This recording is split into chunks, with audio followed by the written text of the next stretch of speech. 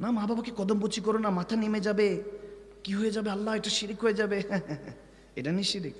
অজু কই, নিয়ত কই, ফাতিহা সূরা কই, কোরআন তেলাওয়াত কই, রুকু কই, সেজদা কই? আমার আল্লাহর সেজদা এত সোজা? মায়ের কদমে চুমু খেয়েছি, সেজদা হয়ে গেছে। বান্দা হাসি পায় এগুলো শুনলে, আপনাদের আকলের মধ্যে পর্দা পড়ছে আর কিছু না। তাহলে মাটি কোবাইতে যায় না, মাটির সেজদা হয়ে যেতেছে। একজন আসছিল হযরত আবেদ শাহ আল মাদানির কাছে, আমার দাদা মুর্শিদের কাছে, যে হুজুর কদমবুচি করা কি জায়েজ আছে কি নাই, কদমের মধ্যে চুমু খাওয়া। এখনো সৌদির মধ্যে সব শায়েখরা, এক শায়েখ আরেক শায়েখ, ওই দিন দেখলাম মোহাম্মদ বিন সালমান, সে তার শায়েখ মনে বড় হয়তো বা চাচা টাচা লাগে সৌদি আরবের, কদমে চুমু খাইতেছে, পায়ে চুমু খাইতেছে। আর্মি অফিসাররা সৌদি গভর্নমেন্টের ওখানে এখনো কদম চুমু খায়, মায়ের কদমে, মা বাবার কদমে চুমু খায়।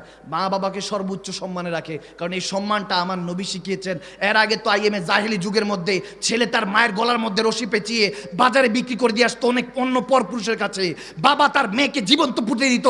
মা বাবার হুকুক, সন্তানের হুকুক, মুমিন বান্দাকে ইনসানিয়াত ইমানিয়াতের যে দৌলত দিয়েছেন, সেটা আমার নবী মুস্তাফা।